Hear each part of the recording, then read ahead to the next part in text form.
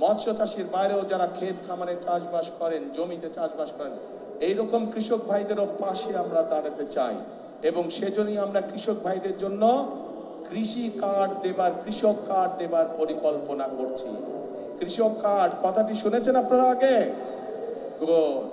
এই কৃষক কার্ড কেন আমরা দিতে চাচ্ছি? বাংলাদেশের অধিকাংশ মানুষ কৃষির সাথে জড়িত। এই কৃষক যদি ভালো থাকে, কৃষি ভালো থাকলে বাংলাদেশের মানুষ ভালো থাকবে। সেজন্যই আমরা কৃষক ভাইদের পাশে দাঁড়াতে চাই, কৃষক ভাইদের সহযোগিতা করতে চাই।